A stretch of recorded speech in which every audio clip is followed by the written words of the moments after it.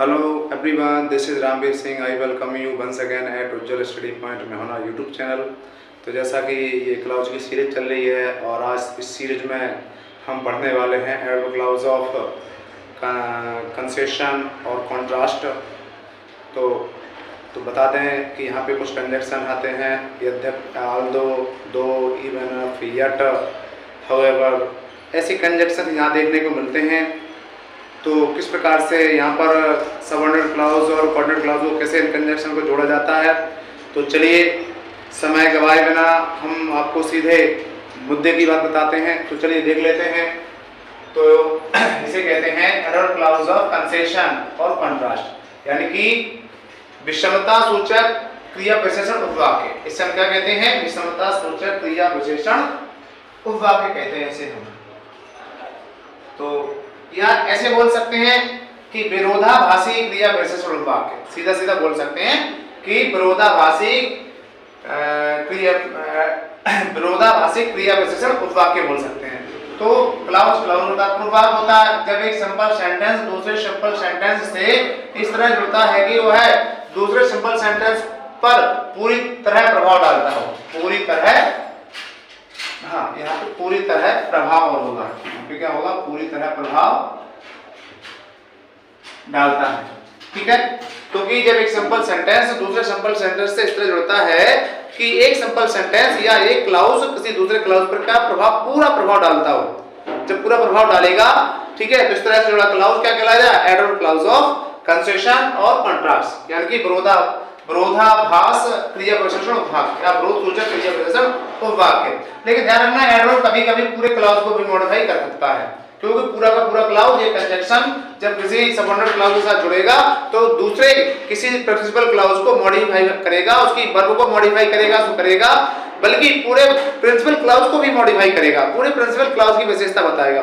चलिए हम यहाँ देख लेते हैं। अब हम वन बाय वन करके एक एक कंजक्शन को हम यहाँ पे समझने की कोशिश करेंगे। तो सबसे पहले आज हम चर्चा करेंगे दो की। हालांकि दो का तात्पर्य भी वही होता है, ऑल्दो का भी तात्पर्य वही होता है।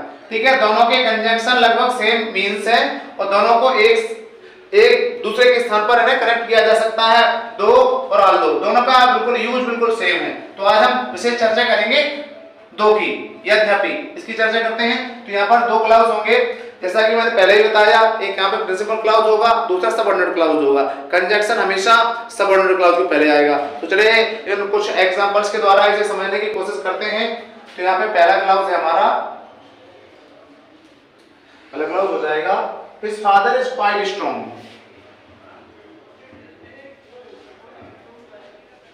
His father is quite,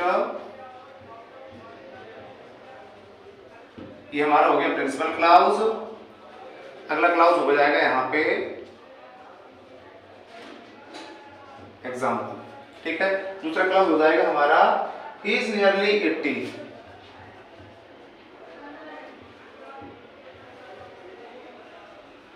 nearly,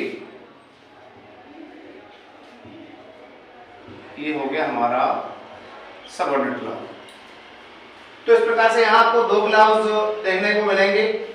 तो ये प्रिंसिपल क्लाउज है, सबऑर्डिनेट क्लाउज। तो क्या कह रहे हैं? His father is quite strong, उसका पिता थोड़ा सा बहादुर है, शक्तिशाली है, पावरफुल है।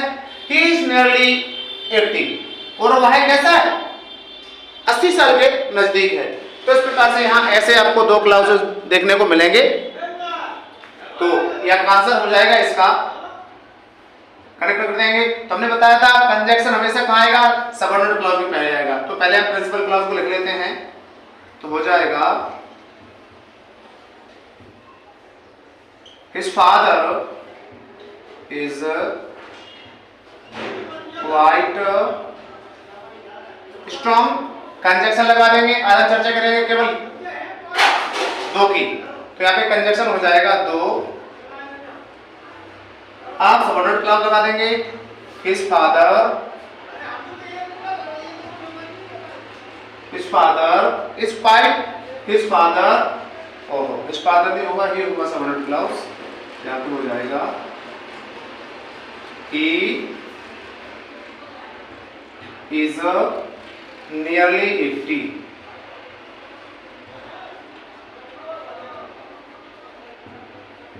तो यहाँ पे हमारा कंजक्शन हो गया, सबऑर्डिनेट क्लॉज हो गया।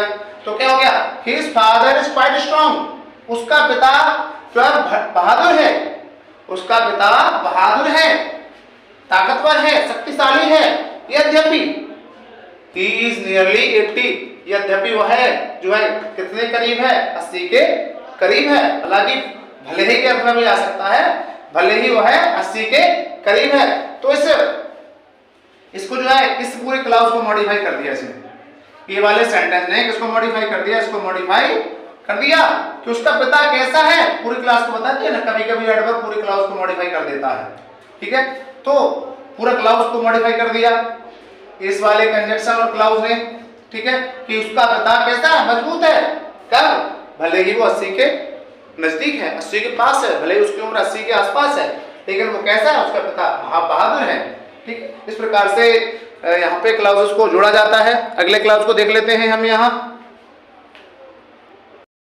क्लाउज है ही वॉन द मैच, उसने मैच जीता। He is not so good at the game, वो है गेम में, खेल में अच्छा नहीं है।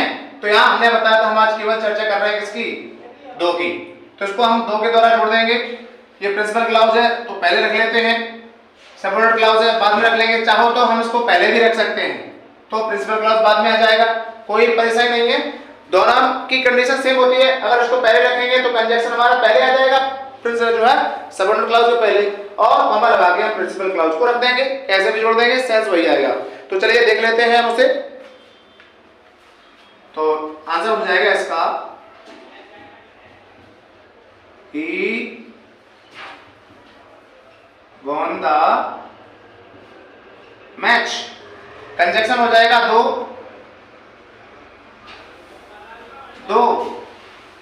he is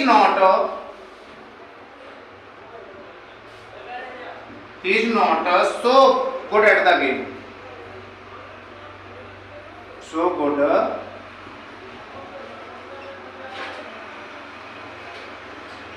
at the game। तो क्या हो गया, he won the match, उसने जीत लिया। यद्यपि he is not good so good at the game, यद्यपि वह खेल में इतना अच्छा नहीं था, हाँ इज है, वह खेल में इतना अच्छा नहीं है। क्या हो गया, वह खेल में इतना अच्छा नहीं है, उसने मैच जीत लिया। इस पूरे क्लाउज ने किसको मॉडिफाई कर दिया, प्रिंसिपल क्लाउज को मॉडिफाई कर दिया कि यद्यपि वह खेल में अच्छा नहीं है, उसने अभी मैच क्या हो गया, तब भी उसने मैच जीत लिया। तो इस प्रकार से ये दो के द्वारा जोड़ दिया, क्योंकि अब इस क्लाउज ने और इस कंजक्शन ने, इस क्लाउज और कंजक्शन ने किसको मॉडिफाई कर दिया, इस प्रिंसिपल क्लाउज को मॉडिफाई कर दिया, क्योंकि ये अच्छा नहीं था, लेकिन तब भी मॉडिफाई किया, तब भी इसने मैच को जीत लिया, तब भी वह मैच जीत गया। तो इस प्रकार से जो है क्लाउजेस को यहाँ पे जोड़ दिया जाता है। तो अब इसके बाद हम कुछ अगले उदाहरणों को देखते हैं। तो अगला एग्जांपल हो जाएगा यहाँ पे, चलिए देख लेते हैं इसको हटा के। नेक्स्ट क्लास को देख ले हैं, तो नेक्स्ट क्लास हो जाएगा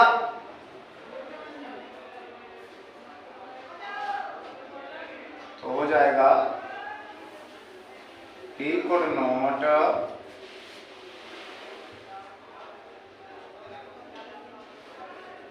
reach in time, reach in time. ये हमारा प्रिंसिपल क्लास हो गया। सेकंड क्लास हो जाएगा यहाँ पे we started early, he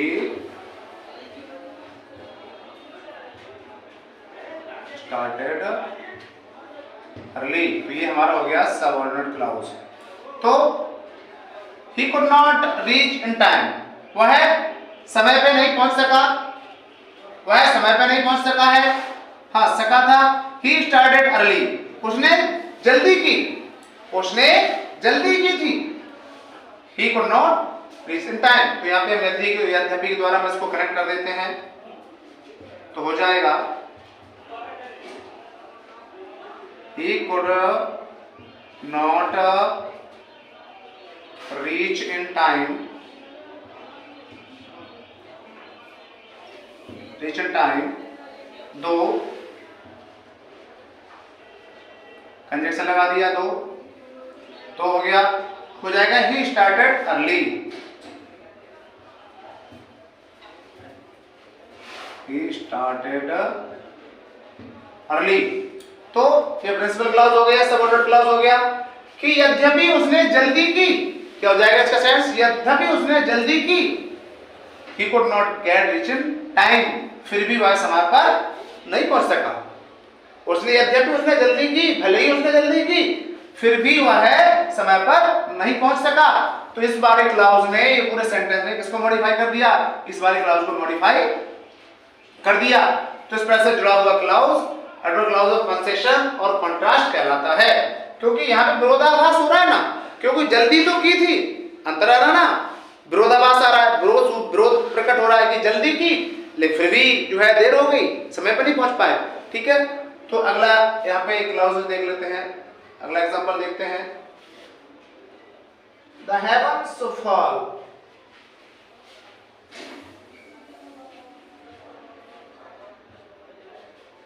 the heavens fall, ये हो गया हमारा प्रिंसिपल क्लॉज। सेकंड क्लॉज हो जाएगा इसका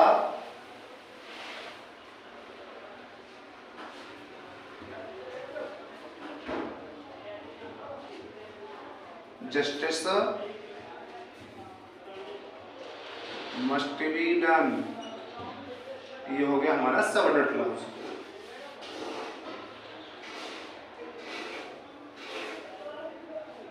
हाँ, यहाँ पे ये गड़बड़ हो रही है, यहाँ पे ये सबऑर्डिनेट क्लॉज है और ये प्रिंसिपल क्लॉज है, काफी चाहूंगा। हाँ, तो प्रिंसिपल क्लॉज, सबऑर्डिनेट क्लॉज। अगर सबऑर्डिनेट क्लॉज ये है तो आप क्लॉज को पहले, कंजक्शन को पहले रख लेते हैं। ठीक है, तो हो जाएगा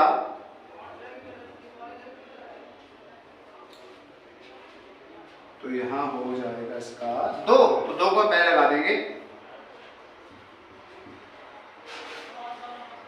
2 कंजक्शन लगा दिया। द हेवन,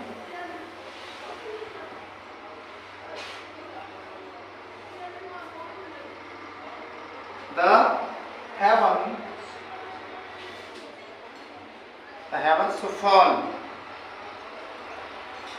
हम लगा देंगे justice must be done, justice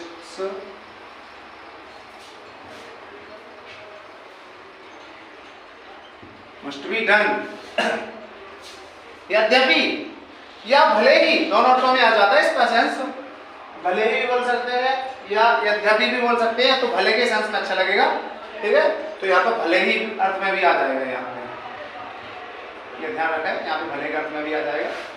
तो यदि भले ही द हेवंस फॉल, भले ही आकाश गिर जाए, भले ही आसमान टूट जाए, भले ही आसमान गिर जाए, जस्टिस मस्ट बी डन, न्याय होना ही चाहिए।